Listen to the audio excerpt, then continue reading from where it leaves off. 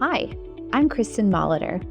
Welcome to the Transforming Hearts podcast, brought to you by the Institute for Ministry Formation.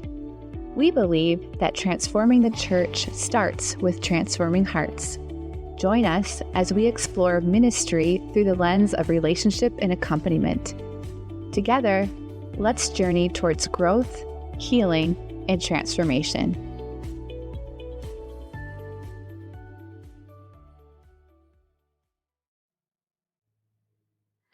Hello and welcome to the Transforming Hearts podcast.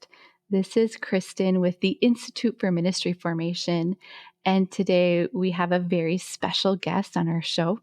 We have Father Derek Sakowski, who is a priest from the Diocese of La Crosse, Wisconsin. So Father Derek is a dear friend of mine and a friend of the Institute. We work on the Grief to Grace retreat together, and Father Derek also spoke at our ongoing spiritual direction formation session a while back with Father Boniface Hicks. And so Father Derek has done extensive work in the healing ministry, and we're going to learn from him today about the power of listening with kindness and curiosity and just how healing that can really be. So, Father Derek, welcome to the show. Thank you, Kristin. So good to be with you. So, Father Derek, maybe we can just start by, maybe you could just share a little bit about yourself. Okay. Well, I've been a priest for the Diocese of La Crosse in Wisconsin for 22 years. I taught high school the first 5 years, and then my bishop had me go to Rome for 4 years, where I got a doctorate in theology. And then when I came back, I was pastor of a couple of parishes for 11 years, along with Hispanic ministry. And then the last 2 years, I've been leading the Rebuild My Church initiative for our diocese, which has been focusing a lot on renewing and healing for priests, and then hopefully expanding to renewal for our whole diocese, much needed. So that's a work in progress that I keep discovering as I go. That's a little about me. Yeah. So, Father Derek, you've done extensive work in the healing ministry. So, both extensive work in healing your own heart and engaging your own story, and then also very active in the healing ministry. And would you mind sharing with us a little bit about how your personal healing journey began? I'll try. Yeah, when I came back from Rome, it was I was the first priest to be shared by those two parishes, and then growing immigrant community of Latinos, and so it really felt pulled in three directions, a lot, and that I didn't realize how many of my old wounds that was going to trigger. And then other really hard things happened one after the other in my life. So collectively, it kind of left me in a hard spot. But I wouldn't wish on anybody. But, about 8 years ago, I realized I really need something different. And talking to Father Sean Kilcawley, a priest friend of mine, he was sharing some of his own healing journey and how much he'd grown through his work with a therapist and some of the other healing work he'd done. And it really, something moved in my heart, and I reached out.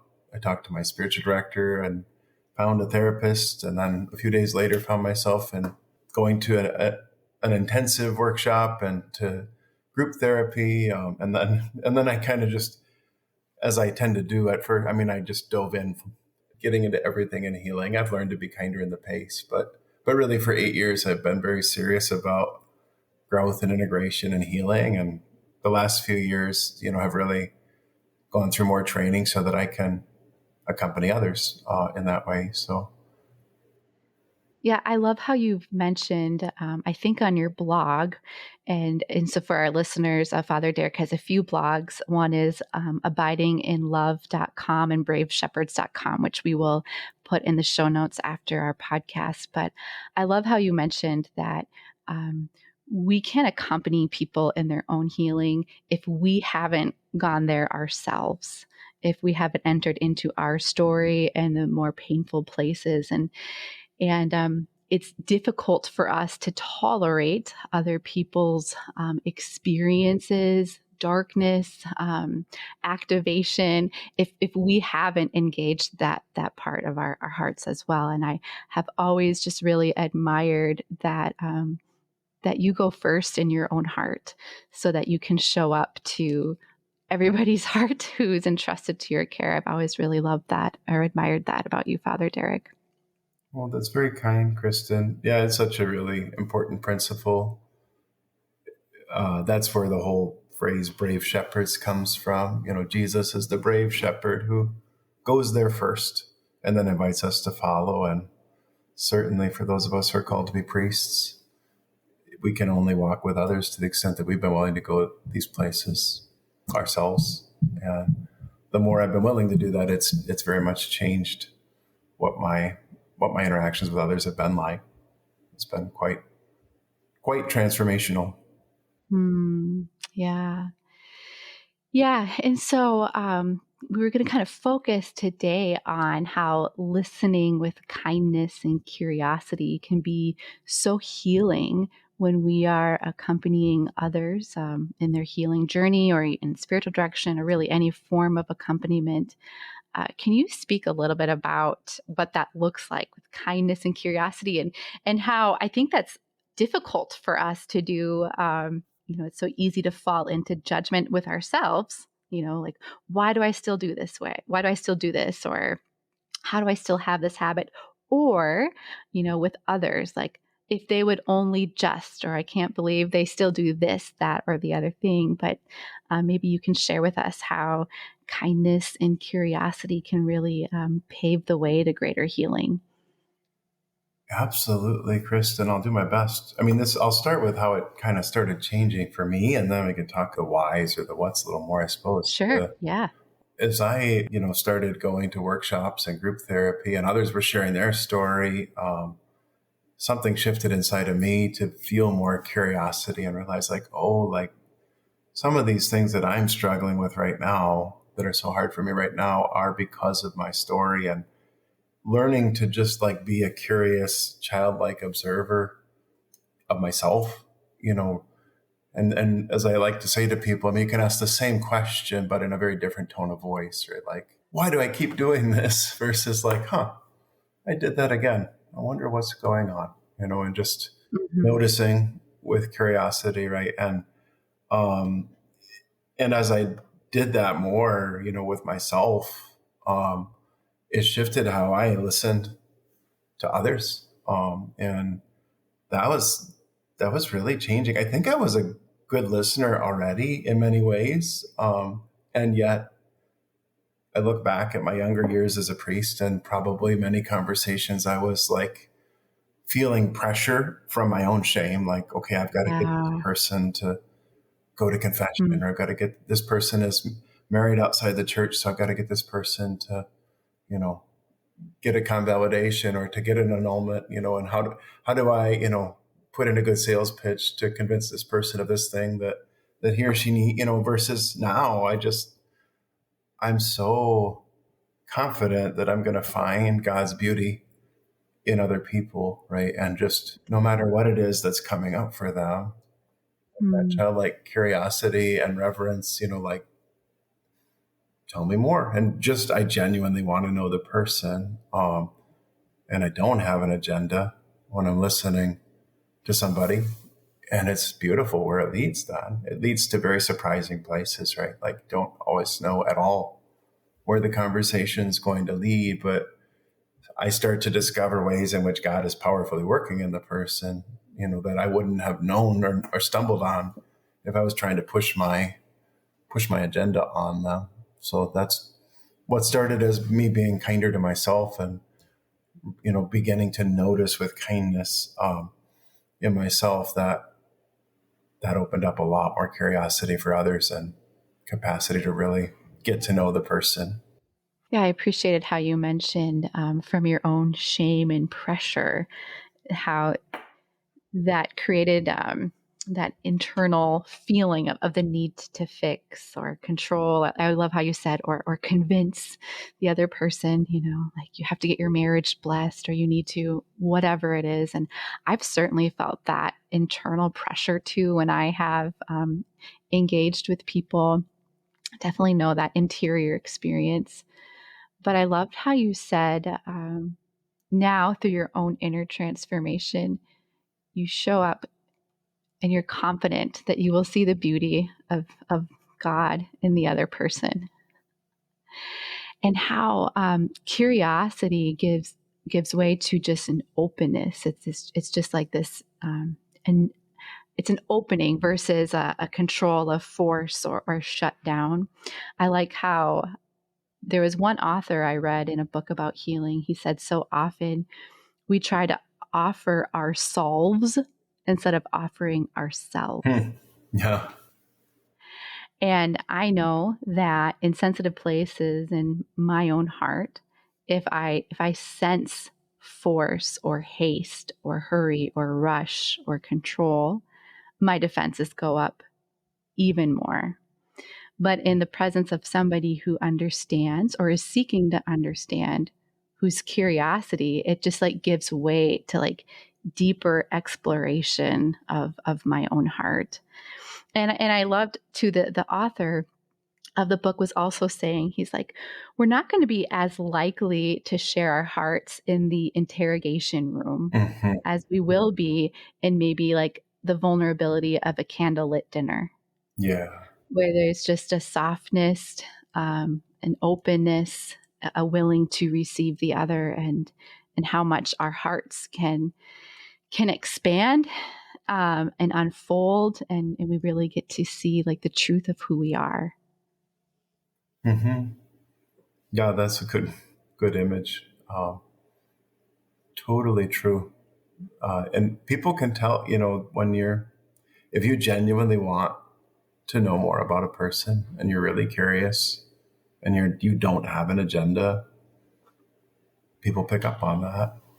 And there is a felt safety that people wind up opening up or going surprising places. And yeah, it's not a gimmick. It's not something you can fake. Either you are No. genuinely interested in getting to know the person and I really want to listen to this person. And as Father Boniface and I have talked about, right? I mean, like in that vulnerable listening, it's like in my listening, I'm willing to be changed by this person, Mm-hmm. like by my encounter with this person.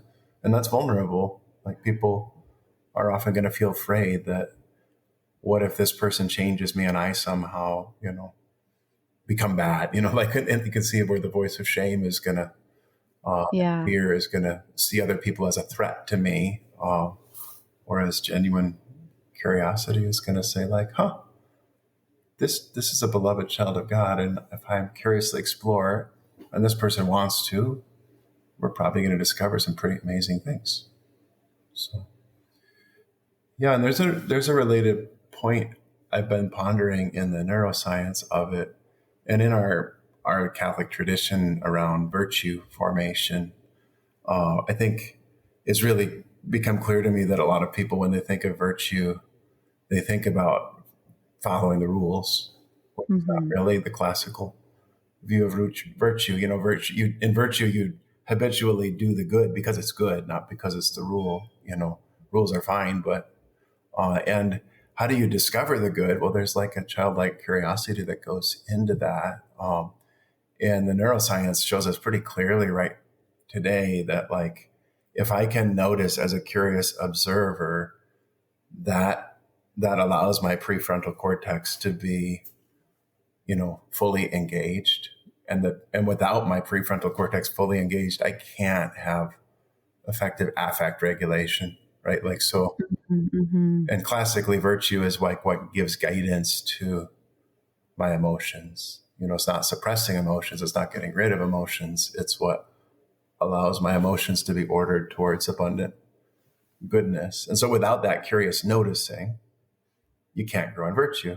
And Aristotle says that if you want to grow in virtue, you need to get to know virtuous people. kind of be mentored by them, be accompanied by virtuous people, right? And I think he and Thomas Aquinas like intuitively grasped this without having all the words to put to it. But it's powerful to get into that posture of curiosity and kindness. It's like pre-virtue. So many people are itching to fix themselves and figure out, what should I do? What should I do? And get to the should. And if you do that too quickly, without curious exploring, you're not going to be able to actually give gentle guidance to your emotions, right? It's going to be from a place of fear and shame instead of from a Right. place of wisdom. So I hope that all made sense. That was a lot of. Yeah, no, it's beautiful how you mentioned that. Often when Father Boniface and I have been giving talks on accompaniment, we've been talking a little bit about the brain and how when the prefrontal cortex is online, that's where we feel safe and creative and we can explore, and it's really like our best self.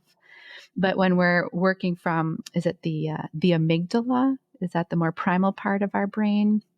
Yeah, I think. right. The amygdala is like the warning alarm that helps me, mobilize Yeah. to survive, Yeah. and yeah, Yeah, but sometimes we can operate. So it's good, that it will mobilize us in a place of like threat.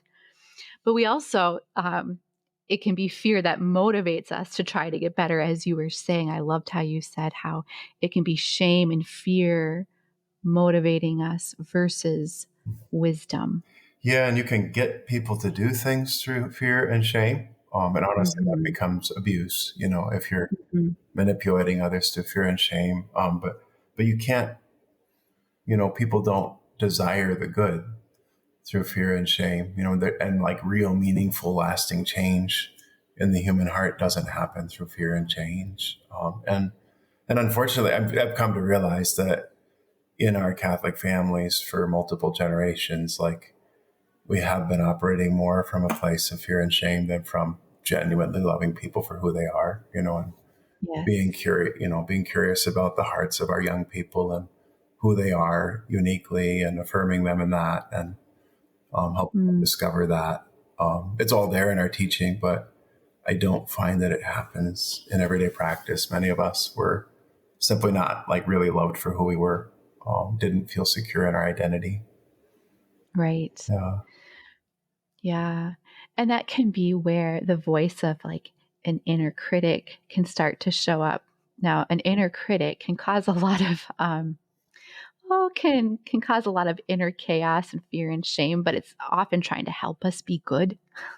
It's doing a role, but usually it starts to activate when we feel a lot of fear and shame. And so I love how you're just talking about Father Derek, that moving, pausing, moving to curiosity instead of judgment, because staying in judgment is going to keep us in that fear Mm-hmm. cycle. Mm-hmm. But moving to curiosity relaxes our nervous system, kind of opens our heart, lets wisdom guide us into areas where we can discover and grow. Yes, absolutely. Yeah. I know for me personally, it's a both and, like the more internal work that I do, obviously, like it expands my heart to receive the other person with kindness and compassion and curiosity. And yet I need that kindness, compassion, and curiosity modeled back to me because I have my own wild inner critic, my own places of a need of care and attunement, and so I just think it's beautiful how healing it is when that has been modeled to me, or I've received kindness and curiosity and then have been able to integrate that into my own heart. Yeah, that's right there in the Catechism too, when it talks about growth in chastity and purity, requiring apprenticeship. That if we want to grow in virtue, grow in goodness, become more integrated as a human being, we need to be mentored and apprenticed, accompanied Mhm. that Yes. in a lifelong way. The Catechism says at every stage in life that needs to be renewed. Mm. This is all in the paragraphs under the sixth commandment of the Catechism. Some of my favorite paragraphs. And then, yeah, I need that too. And it's hard to find, right? Like it's hard to find those who don't feel like they have to give advice or try to help fix or, spiritually bypass all the things I'm sure you talk about on this show. But they're really common among my brother Yeah. priests and in most of our Catholic institutions, and finding people who are just willing to be with. Right. It's not easy. Yeah, Father Derek, I don't know how much I've explicitly talked about spiritual bypassing.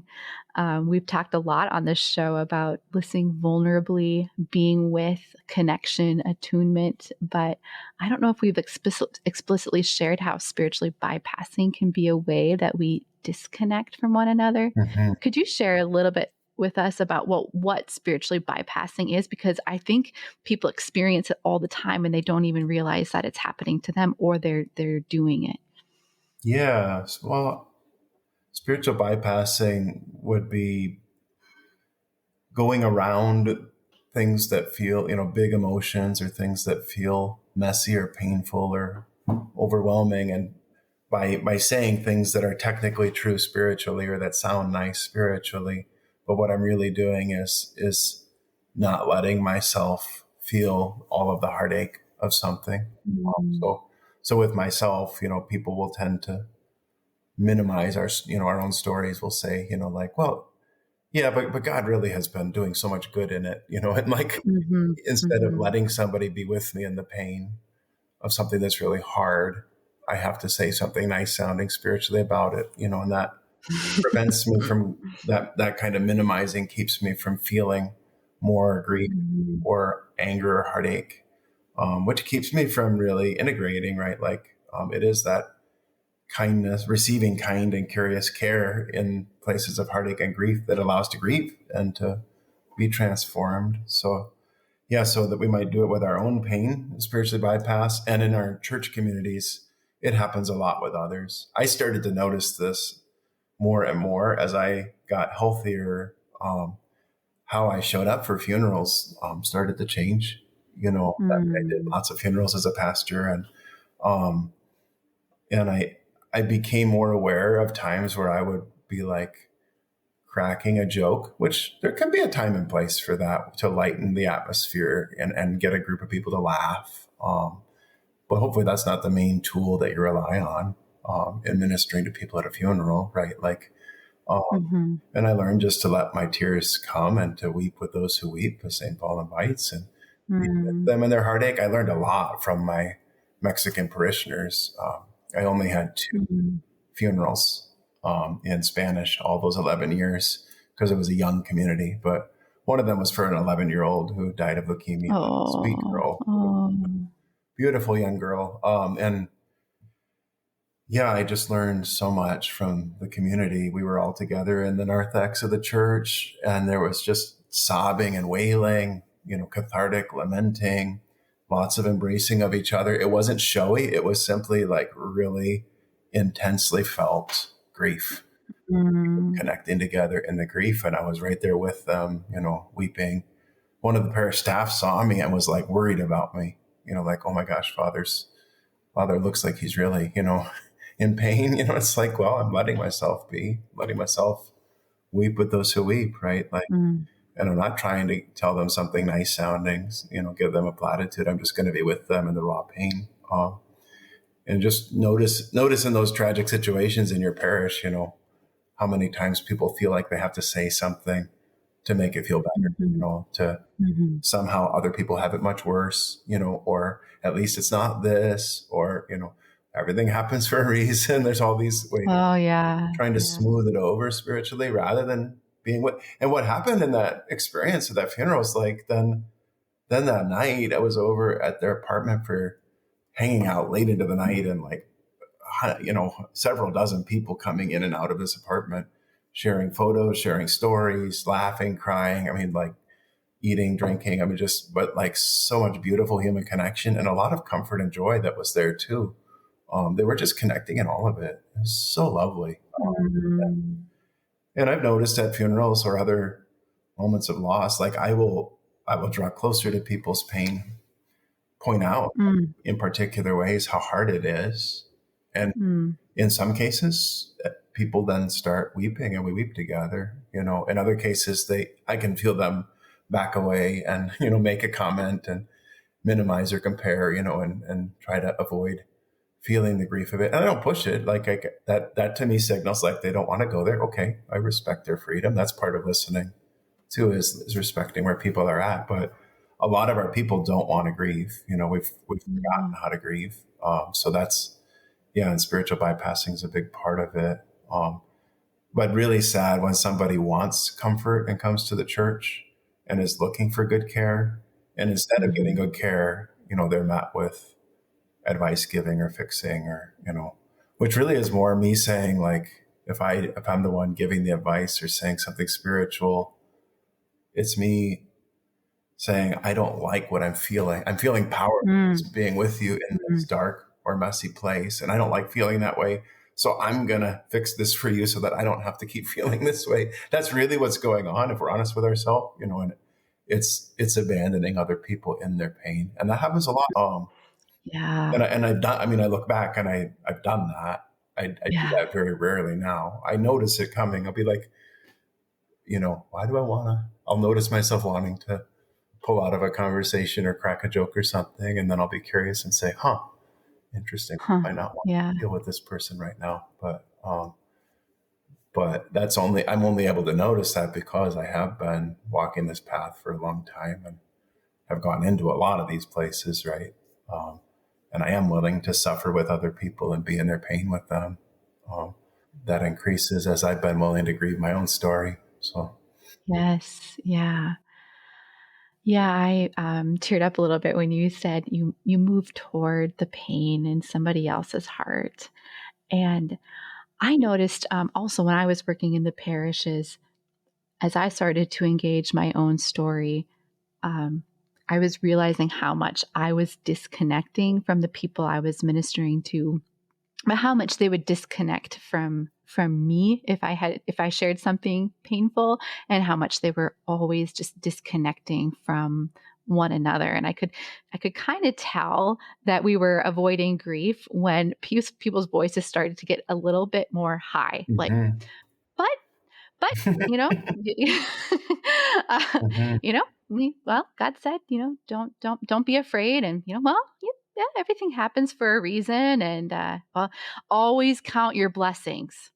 We have so much to be grateful for. A little bit of uh, shaming for for for feeling sad or feeling yeah, as though you can't have gratitude and be really sad at the same time, right? As though those are not, yeah. because obviously Jesus was always grateful to his Father, and he wept, and he Yes. grieved. Yeah, yeah. You're naming something that's a big part of listening with curiosity and kindness, Kristen. Is like noticing people's tone of voice, noticing Hmm. shifts in their body, in their face, in the volume of their voice, in the pace of their voice, right? Like that's part of curious listening. Um, and the more that I've curiously listened to my own body, I can notice, the anxiety is mounting, the shame is mounting. I can feel what the other person is feeling and notice those shifts in them and be like, what's happening here? Um, and talk about it, ask about it if I want to. Like Hmm. that gives me a curious avenue to explore if the person wants to go there, because I can tell they're getting a little more amped up with fear or anxiety or shame or anger right now. What's going on? Or they're shutting down. Hmm. I can hear their voice going flat and notice their face getting flat and be curious, like what just happened? They just felt like they had to shut down. That's interesting. I'm not judging it, right? Yeah. And when you point it Sure. out, the person probably feels shame at first, but Shame. then you're like, Hmm. well, can we be curious about that? So Yeah, and just how beautiful to be with them. You had mentioned before, essentially a spiritual bypass can sometimes be like an abandoning somebody in their pain, Mm, even abandoning myself in my pain. Like yes, I don't want to be in my heart, be with myself. But I love how, compassion is a suffering with, it's a being with. Jesus is somebody who is with us, God Emmanuel, God with us, Jesus Emmanuel, God with us, right? And but I reflect too about how Jesus needed that as well in the garden. All yes. he really wanted was his disciples to stay close.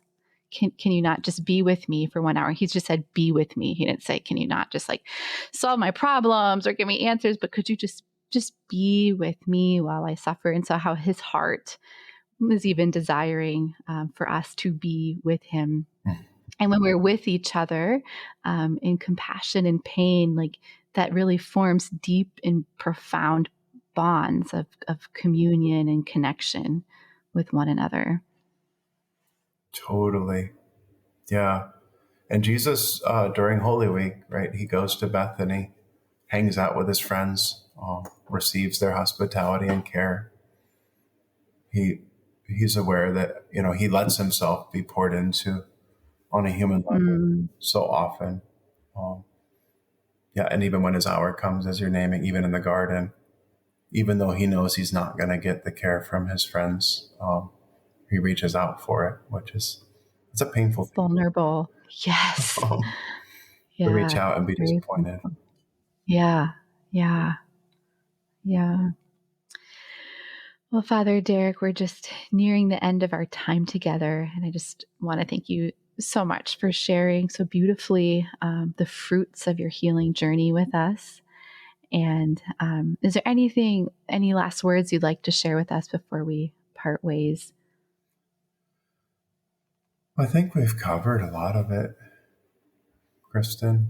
Probably could talk a lot more some other time about embodied listening. Right, has grown on me. That it is something that you do not just with intellectual curiosity, but really noticing everything that's going on in the other person's body and in my own body. Which when people say 70 or 80% of communication is nonverbal, that It's true. means that a lot of my listening is nonverbal. It's not just listening to what the other person's saying, but to what's happening in them emotionally and in their body, even things they might not be noticing, but being curious about that, right? Like that's part of the listening. And again, I can only do that if I've really, how do I feel towards my own body? How do I feel towards my own emotions? How do I feel, like that?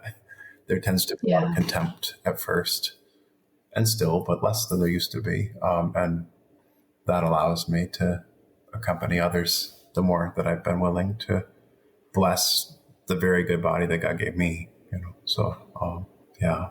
Well, beautiful. Thank you so much, Father Derek. Welcome. We will put the link to your two blogs in the show notes. So again, that's abidinginlove.com and braveshepherds.com. And Father Derek, thanks for sharing with us today. And most especially, thank you for sharing from your heart. You're welcome. God bless you, Krista.